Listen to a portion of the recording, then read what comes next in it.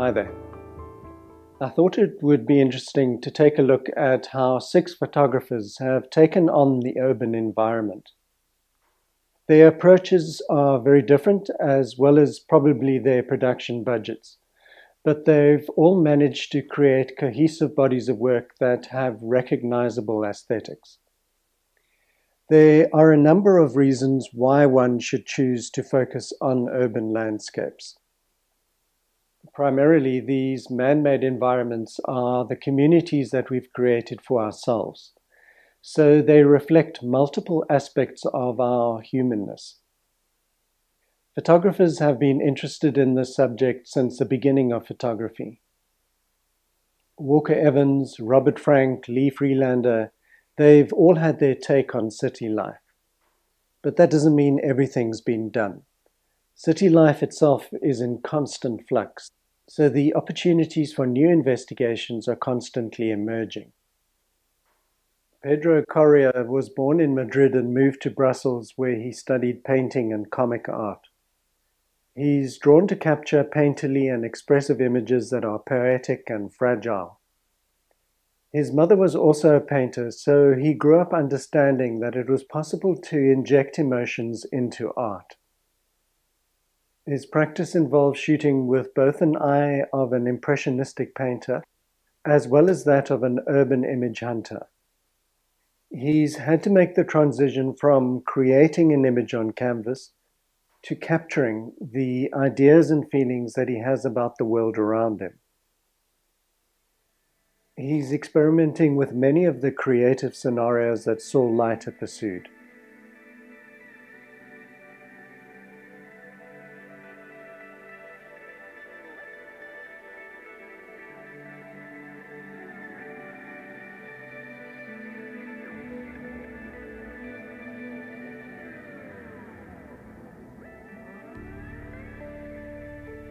Gail Albert Halaban is an American photographer whose work explores the boundaries between intimacy and distance, as well as the space between privacy and public life. She creates large-scale photographs that offer voyeuristic glimpses into the lives of strangers through their windows. These stage shots were produced in various countries, including the US, France, Italy, and Turkey, and they blur the lines between reality and fiction. She studied with Gregory Crutzen, and one can see his influence on her work. At first, I know it sounds kind of creepy. Many people may even think it's illegal. But when you see my photographs of Paris, you will realize I'm a friendly window watcher. My work is inspired by the sleepless nights that I had as a young mother.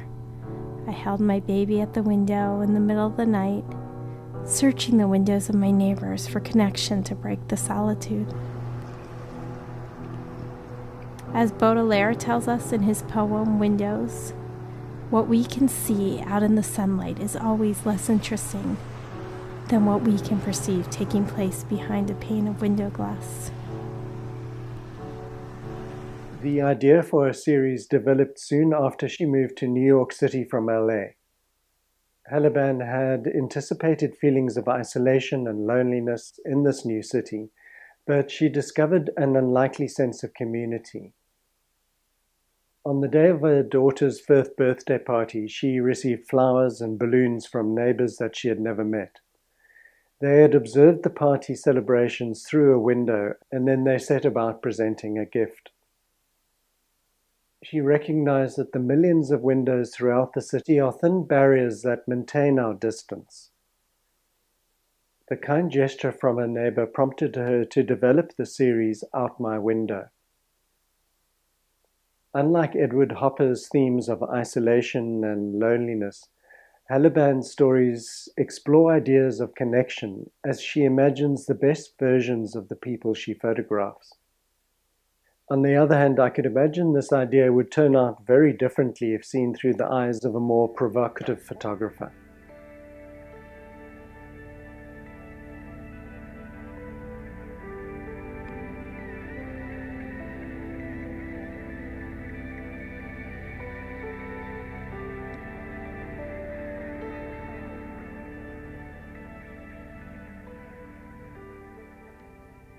Florence-based Ricardo Magherini's work is very post-production heavy. He creates layered street scenes by overlapping multiple impressions. The results have a very painterly quality, and his intention is to explore the phenomenon of time, more specifically, how to give the impression of the movement of time through the photographic process. The work could be viewed as street photography, but he offers viewers a sense of the busyness and complex nature of city life. One becomes aware of the idea of movement through the flow of line, color, and form. Some of these pictures make me feel that the situations are frenetic, while others create scenes that resemble expressionistic paintings in which all the complexity has been smoothed over.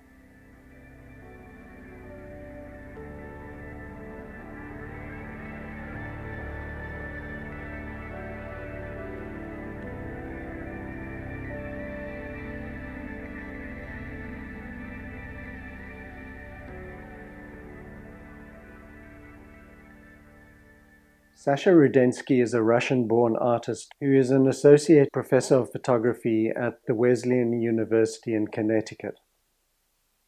She considers herself to be equally a Russian and American photographer. Her Russianness is responsible for the ideas and feelings behind her pictures, while the Americanness determines the language that she uses to describe it. She cites Philip Lorca de Corsia, Joan Sternfeld, and Larry Sultan as some of her major influences. Her images from Russia and Ukraine reflect her coming to terms with her roots. The images seem to be a personal exploration of her familial connections. In this work, she seems to be observing partly as an insider, but she's also focusing on subjects that are so un-American and to US audiences would probably come across as foreign. Her California-based project is aesthetically very different. In Channel, she photographs the 51-mile Los Angeles River that largely flows through a concrete waterway. These photographs are less personal, but she captures beautiful abstractions that she's found along this unnatural river course.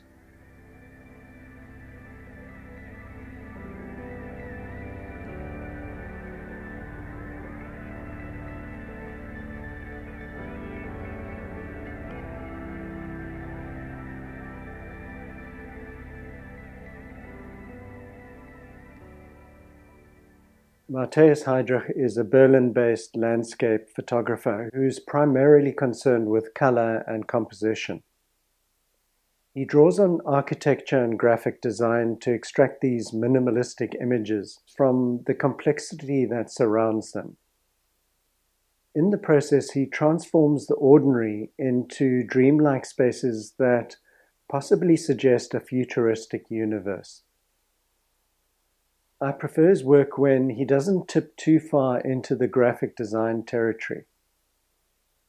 There's a fine balance that can be achieved when a photographer draws attention to symmetry, but retains enough reminders of the reality of the urban landscape.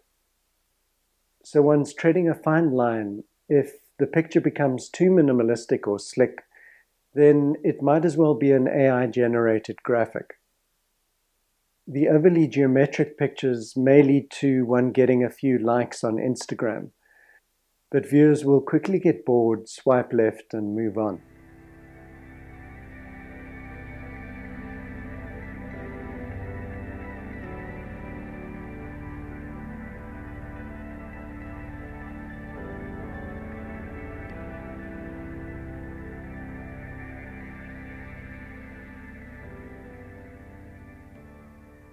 Canadian photographer Edward Batinsky has, over the decades, produced a huge body of work that examines the impact of humans and human industry on the natural world.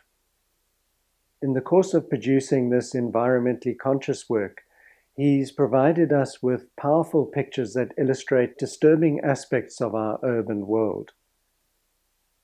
Many of his images are framed in such a way that the compositions resemble abstract expressionist paintings.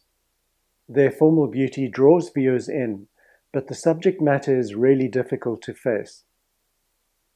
His work spans the domains of art, photojournalism, and activism. His roots are in the rural expanses of Canada, and he has an unbreakable bond with nature. His photographs reflect the impact that unrestricted human encroachment has had on his psyche, and he's able to communicate these feelings through his work. He no longer sees the world as delineated by countries, borders, or language, but as billions of humans living on and impacting a single finite planet. He travels across the globe, finding locations which best illustrate his ecological themes. China has become for him a major focus with its huge population, its rapid industrial expansion, and seeming disregard for the environment.